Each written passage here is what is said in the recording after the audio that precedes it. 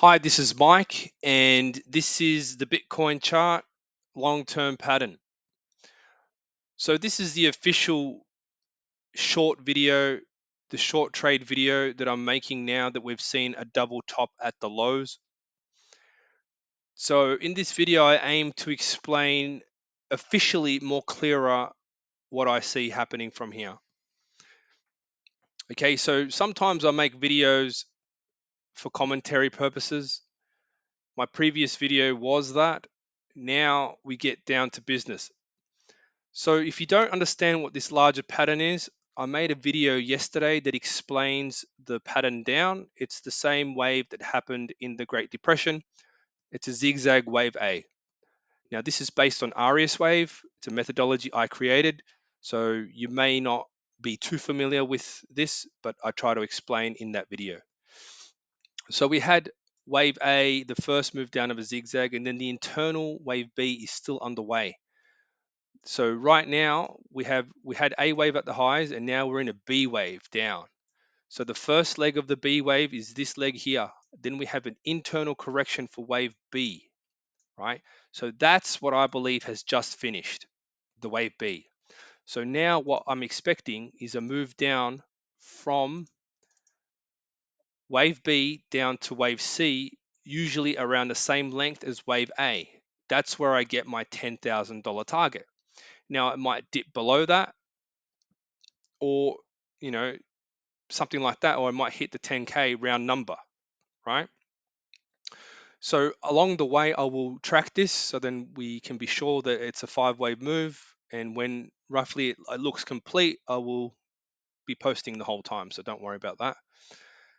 um yeah, so the reason I say learn AriasWave is it helps you understand exactly why I label things the way I do. You understand the patterns and what's next, etc.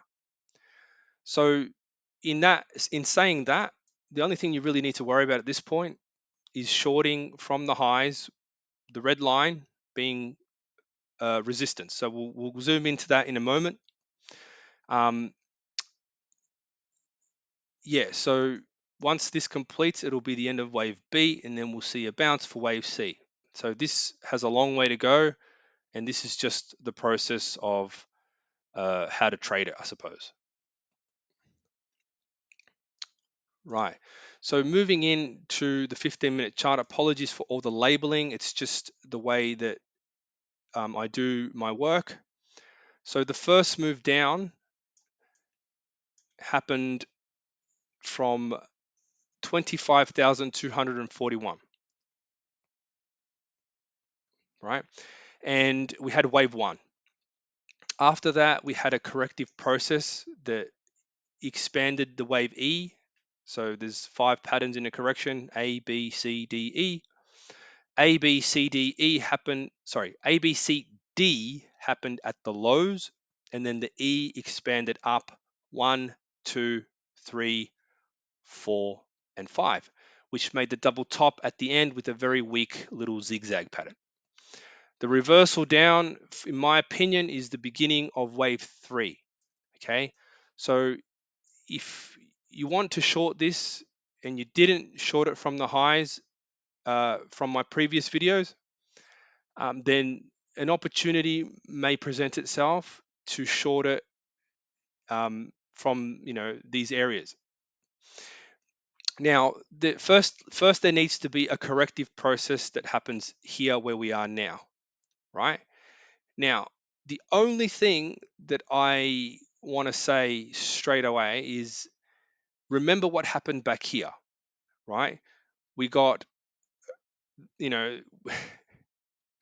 we got a small correction at the lows, and then wave E went back to the highs. Okay, so is it possible that this sort of thing happens again?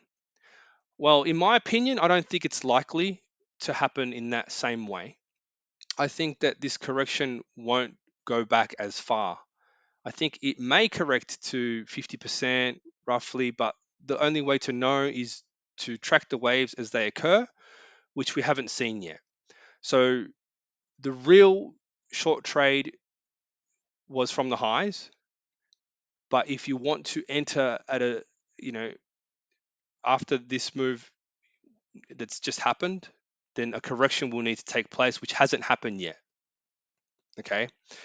The other thing is also that we need to break this level first to confirm that it is actually a top, right? We haven't seen that level broken yet, which is something that I normally encourage people to do, is to get confirmation.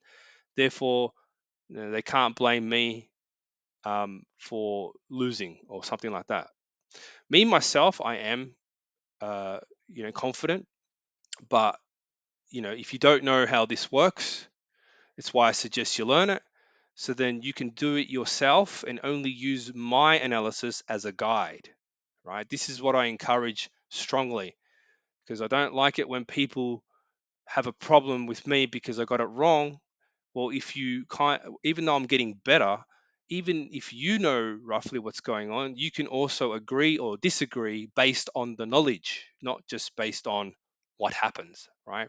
You make a choice based on a reason, right?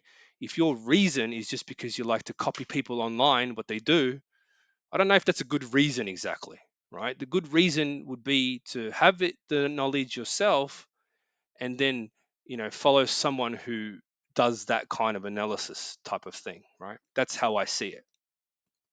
So the target, as I mentioned, is 10K from this level, right? From 25,250 down.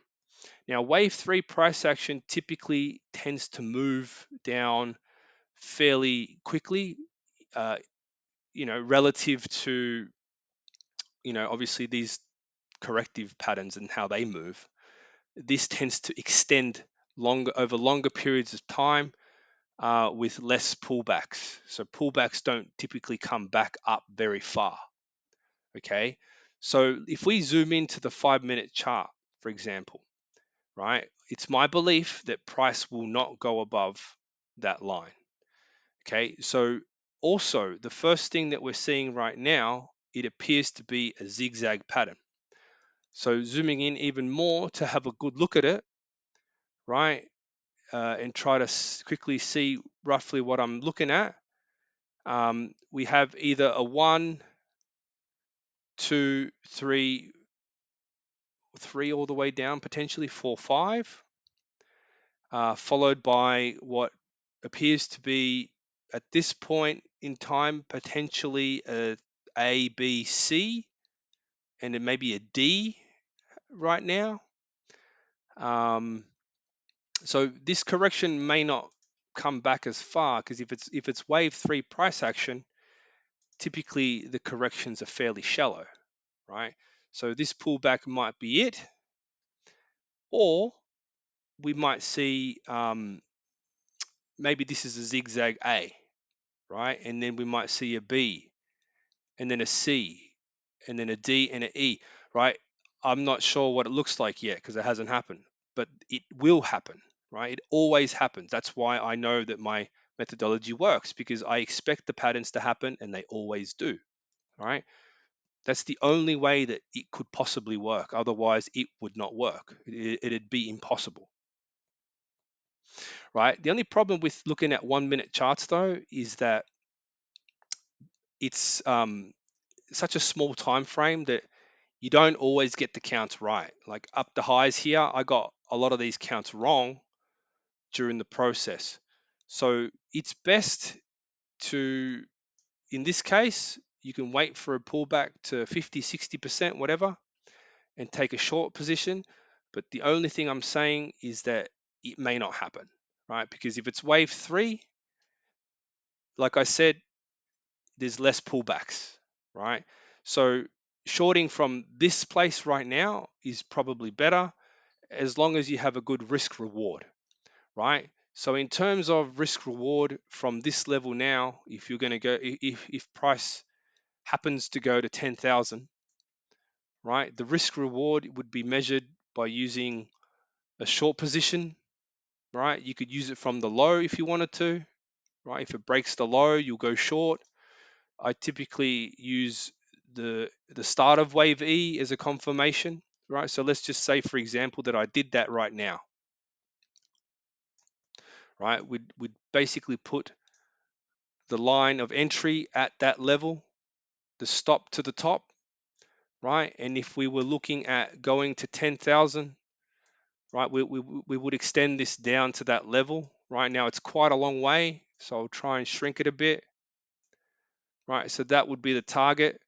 And then we would look at what is the risk reward ratio from that level. It's 7.87, right? Now, typically that's a pretty good risk reward ratio, right? But it depends on where you got in. If you decided to short from the high, then your risk reward ratio would increase dramatically, right? Because your stop is shorter, right? So if your stop is basically almost non-existent, right, then obviously your risk reward increases, right? This one here with a small stop like that would be 183 risk reward, right? Depending on when you shorted, right? So therefore, at this point in time, if you shorted from breaking just the lows, then obviously you would increase your risk reward. We'd have to extend this down a bit, and the risk reward would then become 21.32, right? So this is the good thing about AriasWave is it sort of helps you understand when to get into the market, right? And it also gives you good risk reward if you're trading the right pattern, right? And in this case, it's a pretty big zigzag, and you don't normally see, or you can't normally predict that type of big zigzag on the way up, right? Unless it's an expanding correction and you've seen the first wave or whatever. But my aim is to be able to do that moving forward because I know where we are now, right? But if you know where you are relative to the other waves that happened previously, it's much easier to anticipate future moves, especially if you're looking at a zigzag and the first part has already happened, right? To try and guess how long the first wave will be is really hard. I don't recommend trying to do it. It's pretty hard. But for the second part of the zigzag, you've got the ability to measure roughly where it's going to go because it's usually the same length as the first move, right? So this is hopefully a better explanation as to how I see this happening now. But once again, see, we're at a pretty small time frame here, so I have to go to the 1 minute. So once again, like, just remember that pullbacks aren't necessarily deep in, when there's wave 3 price action going on. So hopefully this has helped, and I will post a separate chart with all the details for the proper entry if you haven't shorted from the top. Thanks for watching.